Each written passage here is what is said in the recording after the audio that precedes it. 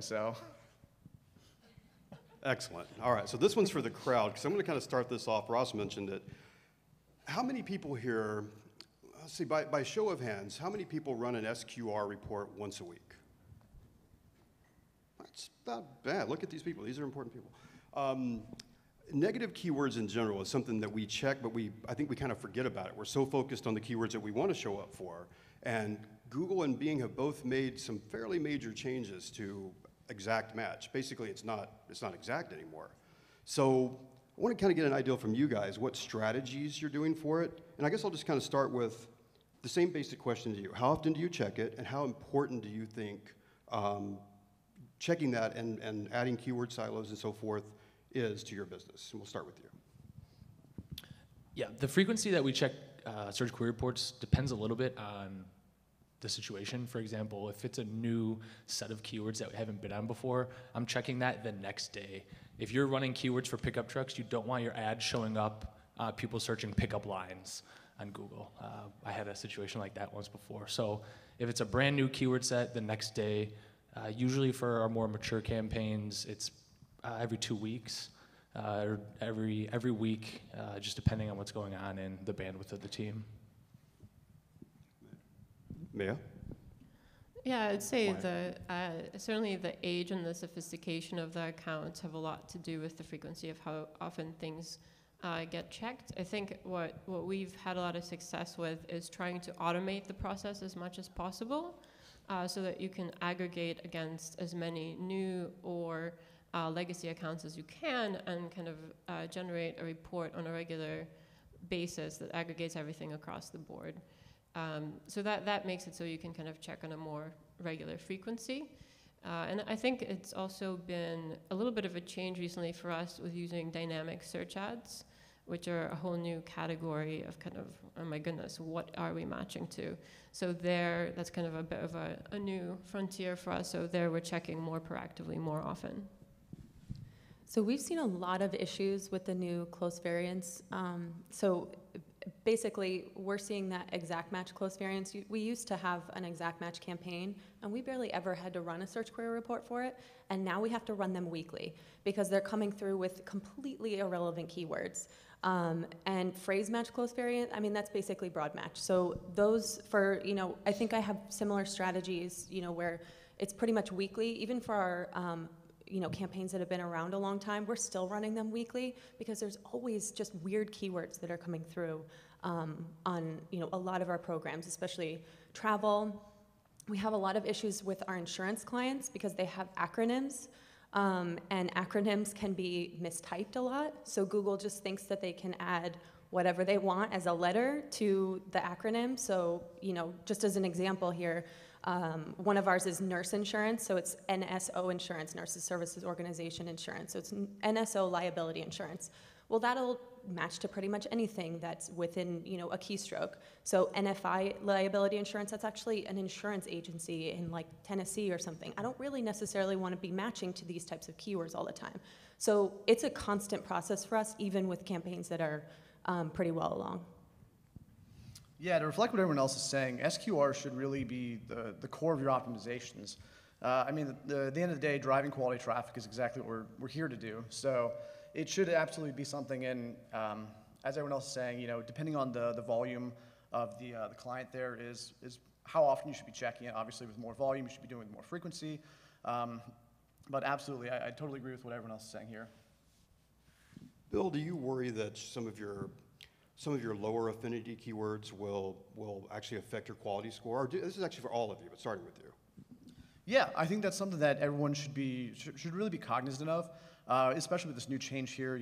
If you are focusing on tightly themed ad groups and you're really trying to drive up a really good quality score there, you should keep an eye out for anything that can match to it that could really affect that ad relevance, and just keep an eye out for it.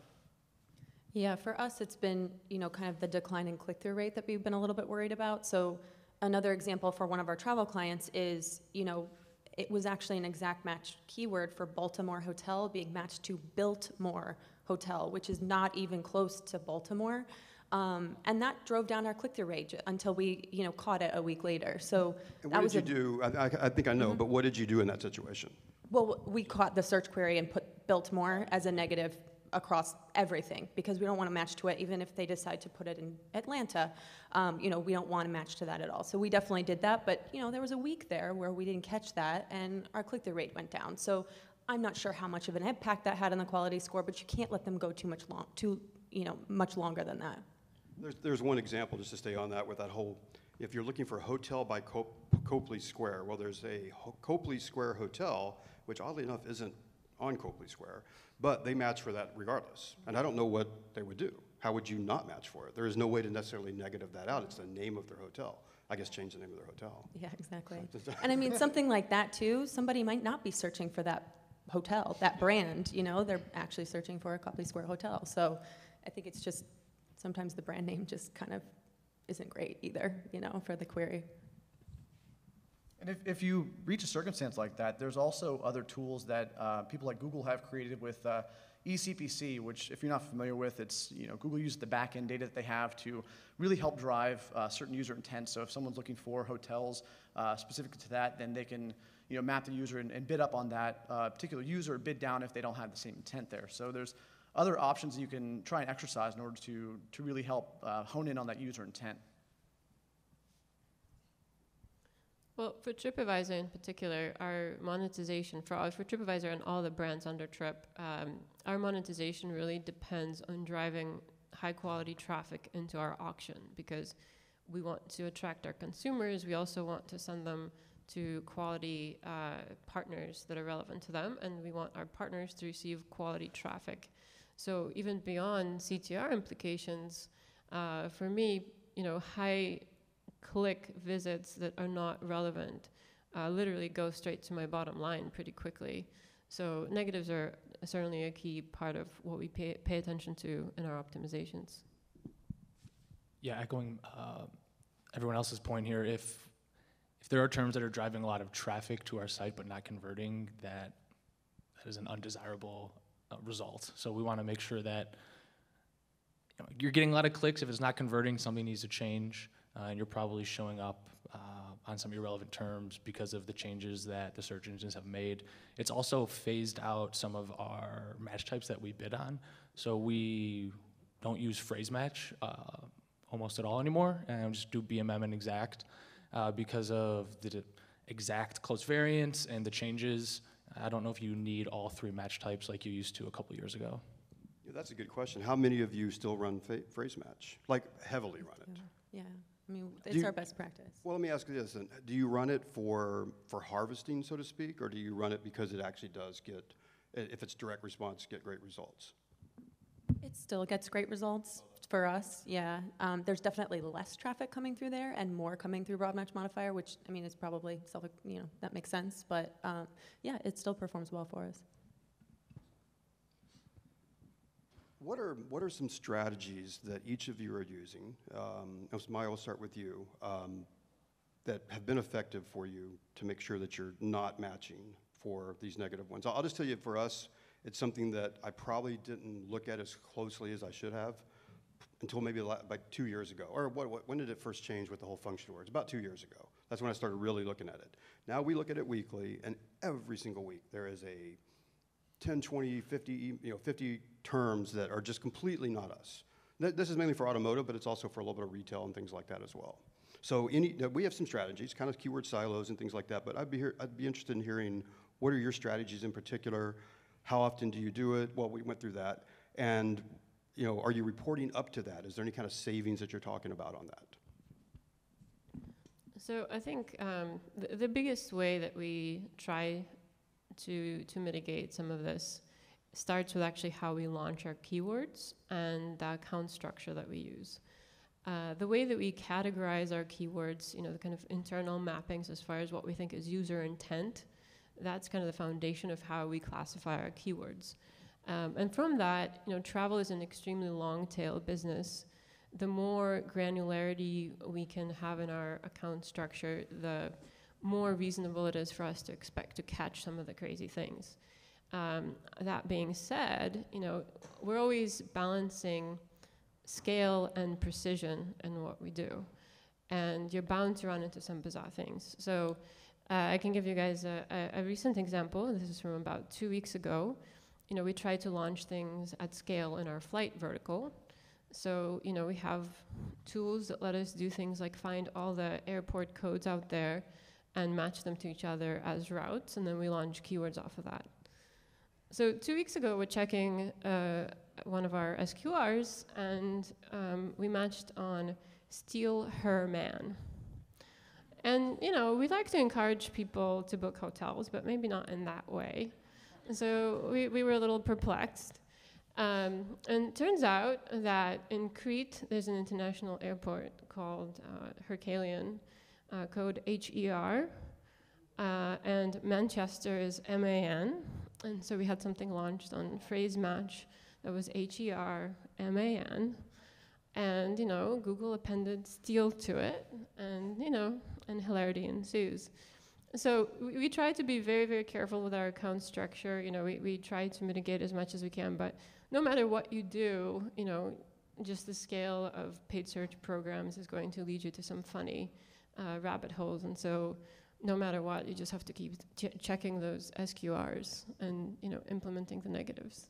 Yeah, I think it shows you have to be diligent and intentional about checking the SQRs every week, because you never know what you're going to match to. You can plan as well as you want in advance, but until you go live, you don't know exactly what you're going to show against.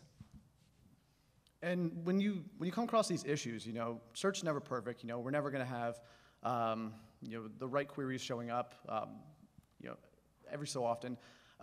Realistically, if you do have this issue where you do run into keywords that are mapping that are not the correct thing, you can always take a step back and just make sure that your messaging and your ad copy is on point. It's directed exactly to the audience that you're looking for, and that could really help minimize the negative clicks that you have towards your structure here.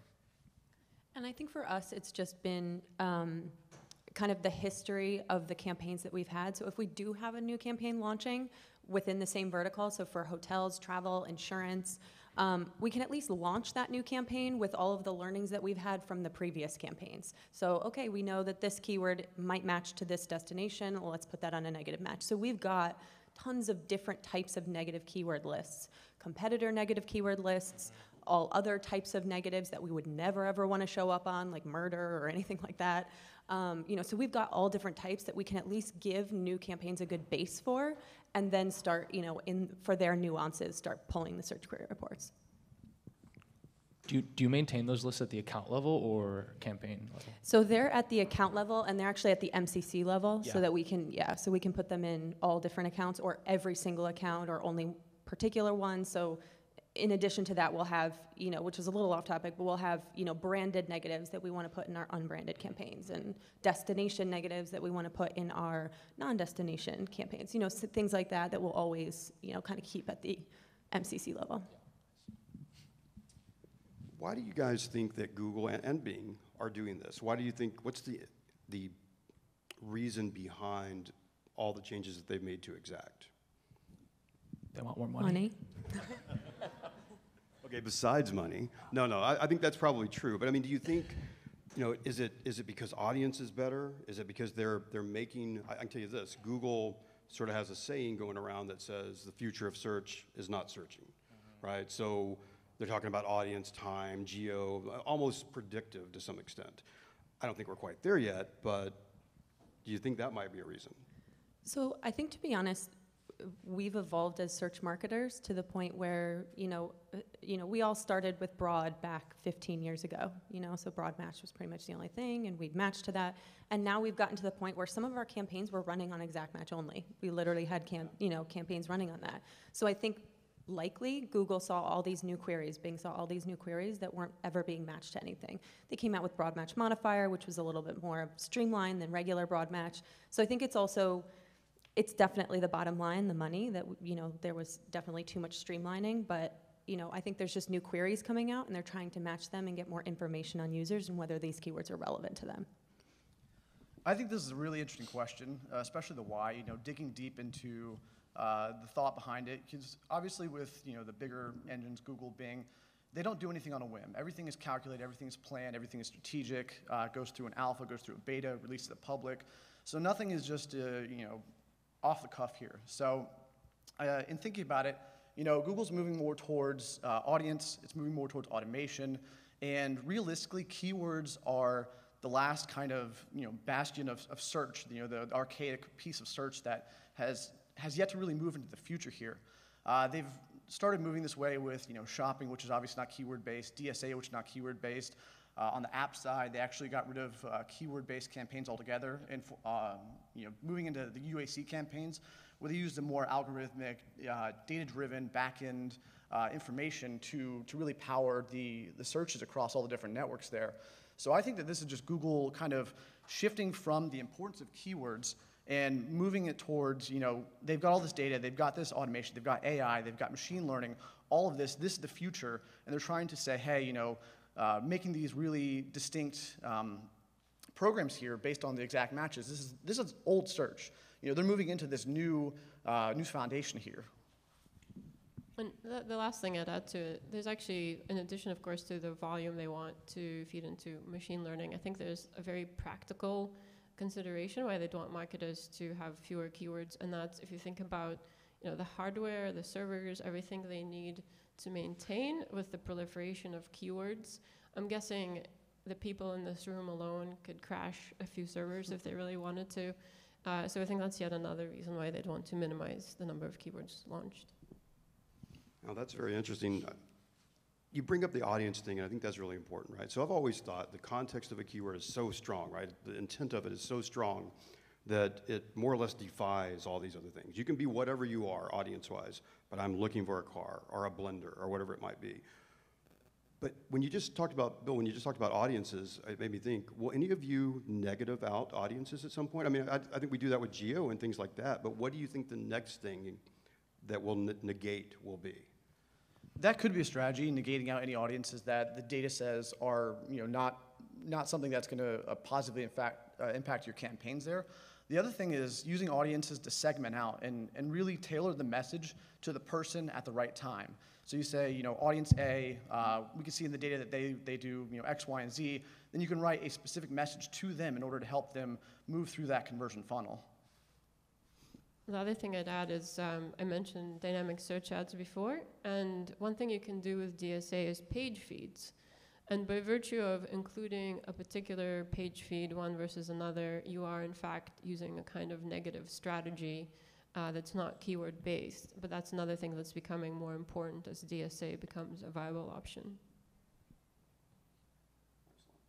Placements, well, I guess this kind of goes into more of the GDN type stuff, but would you negate any of those as well? Not at an audience level, say a topic I don't want to show up for. Yeah, this is probably a whole other panel, but we run into that a lot. So we have brands who are very, very conscious of their brand safety. So we have actually worked with Google to craft an entire placement list of fake news sites, irrelevant sites, sites that maybe have extremist content on them, sites that are just have content that doesn't mean anything and are badly written. So that is definitely a game of whack-a-mole. It's really, really difficult, especially on the placement level, to do that because there's new sites being added every day. I know that Google is working on this issue because it's huge and there's a lot of advertisers that are really worried about it. But we do also do topics too. So for a while, we were actually excluding news.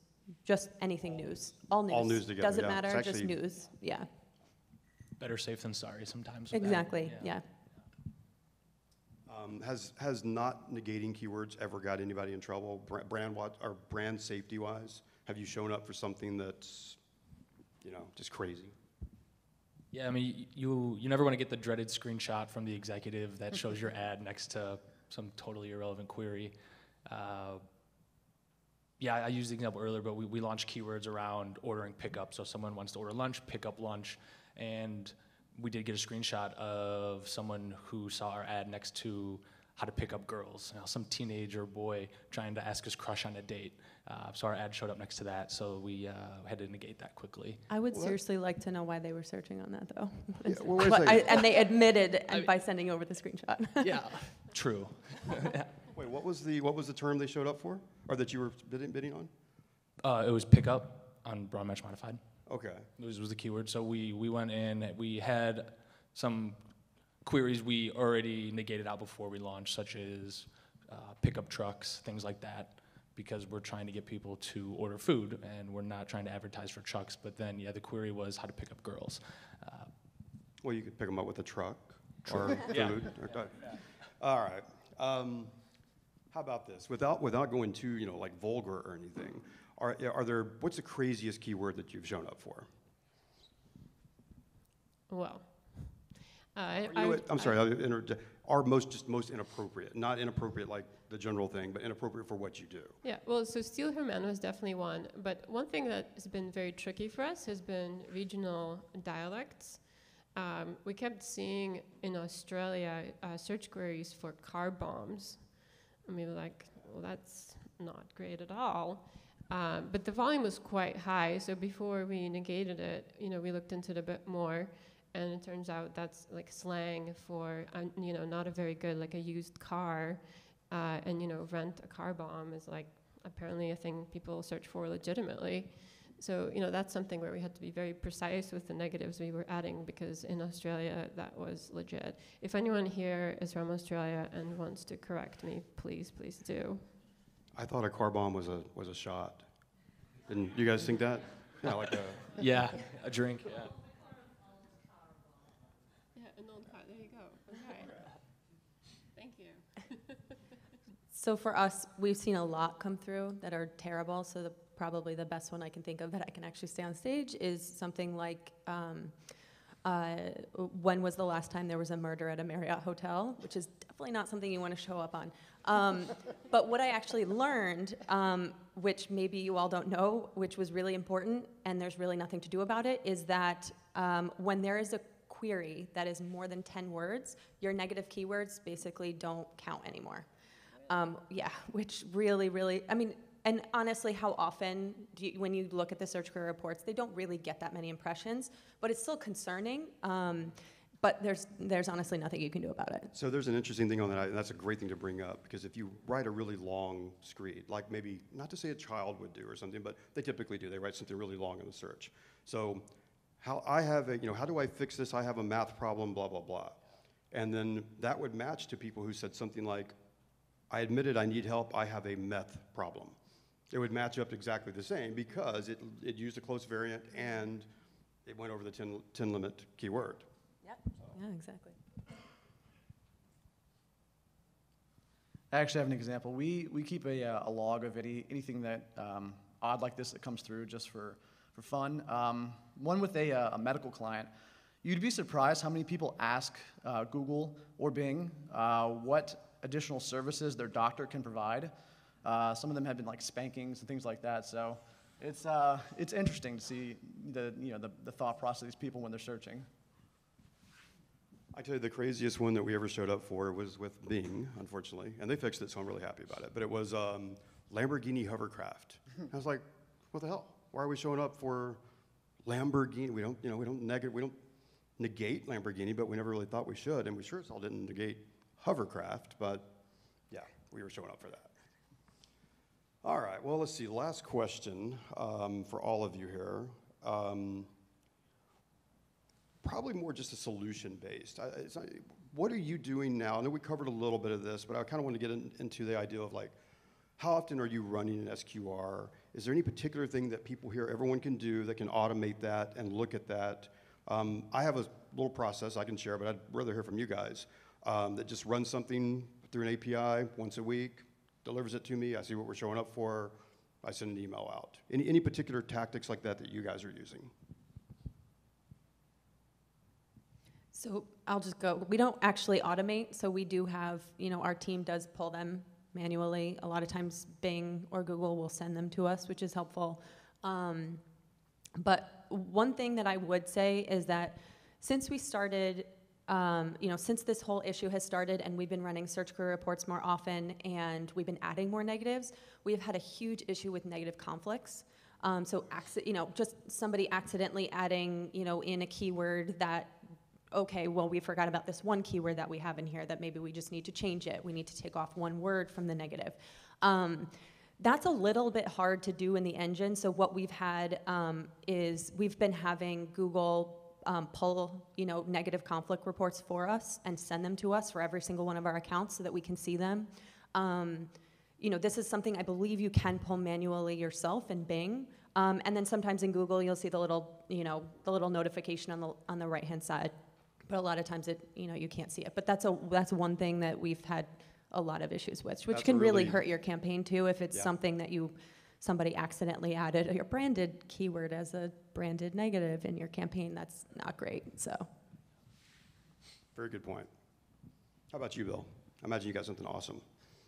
I spoke earlier about eCPC. I think on a case-by-case basis, it's worth testing, even to see if it works for you. Other things you can do, if you do have a high-volume keyword and you run the same thing, like we talked about pickup there. If you utilize your audiences, you could segment it out and have maybe split the traffic. Say, hey, these couple audiences go here, and then just see which, based on the data, which are the ones that have the higher affinity users, and you could utilize that and modify, do some adjustments there to change the traffic source and see if you can focus more on those higher value users there. Another optimization I'd add is to be really mindful of the match type on the negatives that you add. So I think by default, we usually do phrase, even though, we really think about where is that going to be the case, but, to be super careful with anything that we negative on broad in particular to, really think about consequences there. Yeah, we use phrase as the default negative as well, match type. So I said that was the last question. It's really not. Thinking about other search engines, I don't even know what to call them anymore, right? Is YouTube a search engine? Is Pinterest a search engine? I mean, arguably yes, right? But do you have plans for any of those negating? And not just negating, like things we don't want to show up for, but also that whole kind of brand safety, which I know could be a whole other panel. Yeah, I think you have your established keyword or negatives in Google and Bing that you don't want to show up on. So if you're launching a new search into YouTube or some of these other search engines, we'll call them. Just kind of copying them. Yeah, so you copy over the ones you don't want to show up against, and then you have to be extremely diligent for that first week after you launch of finding the queries you didn't think about that don't make sense, and go from there. We've run on Pinterest search ads, and it's definitely a very extreme broad match. So it's really difficult to, mine through everything and get out all of the irrelevant queries that just don't make sense. But for something like that, especially with Pinterest, we found that maybe necessarily you don't want to, negative out exactly what you're negativing out on Google or Bing, because people search a little bit differently there. They're kind of looking for images. So we have had to kind of relax it a little bit with just kind of taking out like something that is completely irrelevant, not something that's like travel photos, which maybe we wouldn't want to show up on search, but maybe that makes a little bit more sense on Pinterest. So, very good point. Yeah. With YouTube, it is important to, like I said, mine through and make sure you're on the right queries. But I think YouTube's moving the same way as the rest of the automation there, because they are rolling out more, intent-driven pieces here with I think it's the custom intent, the action-related ones, where they are utilizing that back-end data that Google has, the big wealth of data that they have on these individual users, in which they can map, the intent to the person instead of having to map it via the query. They can do it with, browser history, device, location, time, any of those different signals that they collect already. Okay, and then seriously, the very last question, I promise, from me at least. What do you see in the future? What do you think that's going to happen with all of this? Well, I think the biggest tension in the industry we're already beginning to see is control versus performance. And, as marketers, we want to understand our audiences, we want to understand our customers, we want to be able to tailor things to them, even just by virtue of what our jobs are. Of course, we're dealing with privacy restrictions and things like that. Whereas the search engines, for them, the impetus more and more is just let me control it, let me optimize for you, relinquish the control to me. And I think, a big question mark for us is going to be how do we continue to get really good insights into our traffic and into our customers, given that this tension seems to be shifting toward the search engines having the control. Yeah, one prime example of that is the universal app campaigns in Google. So Google removed keyword-targeted app install campaigns back in November. So now with the universal app campaigns, I urge all of you to try it if you haven't already, but it can show up across Google Search, Display Network, YouTube, and the Google Play Store. You can only input negative keywords, but Google has full control on what the ad's gonna look like and where it's gonna show. So I think the future is moving towards more automation from the engines and letting their AI and algorithms determine the best placement for your ad versus all of us loading 100,000 exact match keywords. I think Pierson's got it right there. Realistically, it's the engines taking us from being in the weeds and getting us to a higher level view there. They say, hey, we have, as long as they're collecting more and more data here, as long as the AI is advancing, they're able to control these programs. Eventually, it's going to be better than any team of search marketers can. So we are going to be more of that high level, just making sure that everything is flowing. We're the conductors of the train here. We're making sure everything's on track here, and there's no issues there. So I foresee more automation here, to be honest. I agree. I think it's, DSA is kind of the initial, foray into that automation, letting the engine just decide. And it's not bad, DSA, it's relevant. It's pretty relevant. As long as it's on strategy for what you're looking to do, they do a pretty good job of it. It's a brave new world. Yeah, I mean, I think we'll still have jobs, but I think they will be much different than what they are currently 5 years from now, I'm saying. And so that close. Just looking at what they know, how much they know about you already, and their whole push. I'll leave it with this. The future of search is not searching. That's sort of I don't know what to think about that. Any questions from the audience, I guess? Oh, got one right there. Go ahead, Steve. Yeah. Thanks. Virginia Tonning, Schneider Electric. Question, I think we'd all agree search query reports are really important. We've struggled with them, and we're actually now pulling them on a weekly basis. Is there a best practice as far as when you're mining the data? Are you doing like when you're looking at it, right, we'll pull a report and see thousands of keywords, and so you have to weigh that balance of value versus time. So are you sorting, doing an 80-20 rule based on, let's look at the top 10%? Are you pulling it just for the week? Is everyone doing the same? Just looking for any feedback there.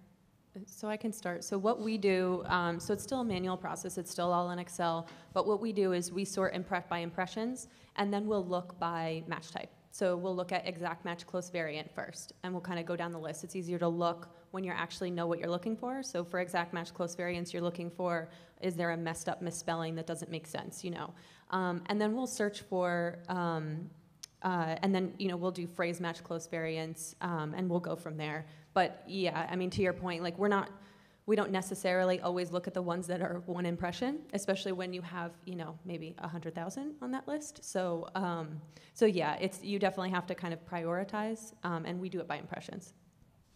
We pull the impressions through our API. The other thing we try to do is, we pull in the keyword or the campaign or ad group ID where the match showed up, and we try to match it also to the revenue that comes from that, the revenue on the profit metrics. So that way we can also look at, what were the highest volume drivers, but also did it actually make an impact on monetization? Because if it doesn't really matter, we won't focus on it as much. We prioritize based on cost, so which terms we're matching to that are costing us most money, and if they're not converting, we're gonna negate them. So that's how we prioritize.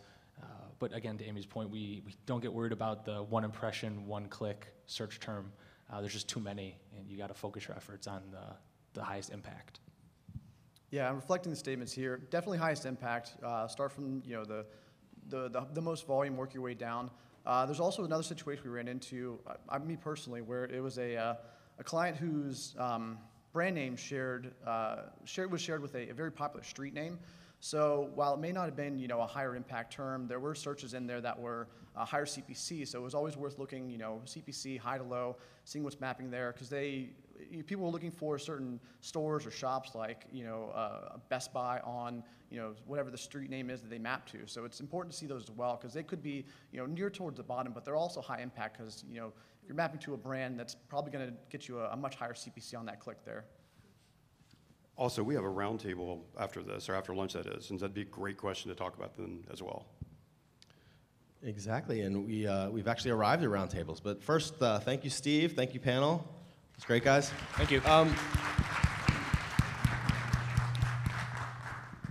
So roundtables are happening now. Ken and John, can you tell me which ones are where? Okay, so we have, I'll read them off. All right, so we have preparing for GDPR, which I believe is back there, if I can read that far. Yeah, with Gary Keibel. He'll be leading that one. And then we have Shopper Marketing 101, which is going right here. That's with Jay Amin, Senior Director of Paid Search at Jellyfish. Then we also have Connecting Paid Media to Offline Sales, which is over here. Where this man is going. And that is with Freeman Citrana, Digital Marketing Manager, Paid Media for Home Depot.